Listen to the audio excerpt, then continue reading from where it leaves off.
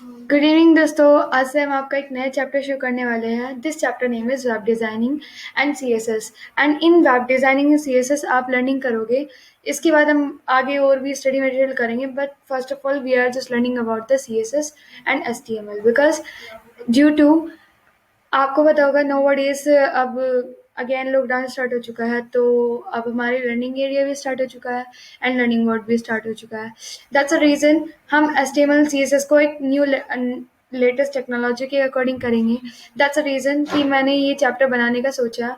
और आपको इसके अंदर जब आप HTML CSS इस सीरीज़ के अंदर अपनी कंप्लीट कर लोगे, तब आप एक अच्छी रिस्पॉन्सिव वेबसाइट बनाना सीख जाओगे। चलो अपना स्टार्ट करते हैं, आपका कोर्स सिलेबस देखते हैं। सेकंड वन, आप इस कोर्स के अंदर क्या करोगे, कंप्लीट तो आप HTML सीखोगे कि कैसे स्ट्रक्चर बनाया जाता है, और फिर इसके बाद आप CSS लर्न करोगे। फिर आप 2 रिस्पॉन्सिव वेबसाइट बनाओगे, जो हम इस प्रोजेक्ट और इस सीरीज़ के बाद जब आपका HTML एंड CSS कंप्लीट हो जाएगी, तब आप आपके 2 प्रोजेक्ट बनाएंगे वेबसाइट डिज़ाइनिंग के। ठीक है।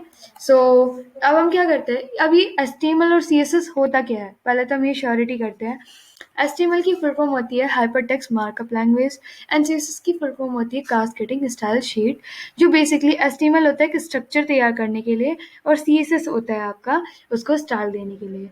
चलो और डिटेल में पढ़ने के लिए हम नेक्स्ट स्लाइड देखते हैं। HTML बेसिकली क्या होता है आपका, जो आपका HTML एक स्ट्रक्चर का काम होता है। कैसे काम होता है आपका, स्ट्रक्चर का काम होता है, जो आपको क्या करता है, हाइपरटेक्स्ट मार्कअप लैंग्वेज और HTML is the standard markup language for document designed to be displayed in the browser. Web browser में डिस्प्ले करने के लिए HTML describe the structure of web pages. मैंने जैसे कि आपको पहले बताया था कि HTML का यूज वेब पेजेस को डिस्क्राइब करने के लिए किया जाता है, उसका एक स्ट्रक्चर को तैयार करने के लिए किया जाता है। लाइक आप नीचे देख रहे होगे एग्जाम्पल, नेम, पासवर्ड, जेंडर। यहाँ पे कोई खास स्टाइल नहीं है, ये खाली एक स्ट्रक्चर तैयार किया गया है, जिसके थ्रू आप इसको बाद में स्टाइल दोगे। लेकिन एक ढांचा तैयार करना है, जिसकी हमारी बॉडी होती है, बॉडी को हमारे स्ट्रक्चर देने का काम कौन करता है, बोन्स। इसी तरीके से HTML आपके वेब डिजाइनिंग में HTML एक स्ट्रक्चर होता है, जो आपके पूरे वेब पेजेस को ढांचे की तरह काम करता है। सो देन अब हम करते हैं नेक्स्ट स्लाइड पे move. Wait for a while. Next slide कौन सी हमारी, CSS क्या होती है आपकी, यह आपके HTML द्वारा बनाए गए ढांचे को स्टाइल देने का काम करती है। Cascading style sheet is a style sheet language used for the describing the presentation of document written in a markup language such as HTML. CSS is the language for describing the presentation of web pages including colors, layout and font.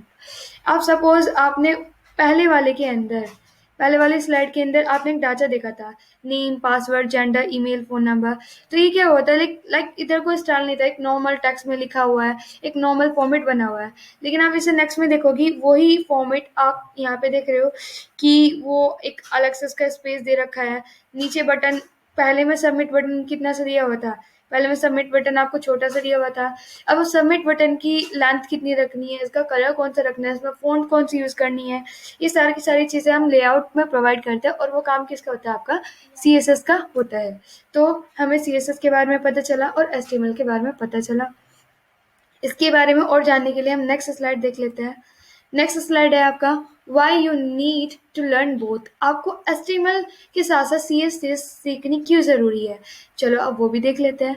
हमें HTML के साथ CSS सीखनी इसलिए ज़रूरी है because क्योंकि HTML आपकी use की जाती है स्ट्रक्चर तैयार करने के लिए। अब उसको किस तरह का कलर देना है, किस तरह का लेआउट देना है, किस तरीके से कितने एरिया में किस चीज़ को रखना है, वो सब कौन डिफाइन करता है, वो आपका डिफाइन करते हैं आपका CSS। इसलिए हमें CSS भी सीखनी ज़रूरी होती है।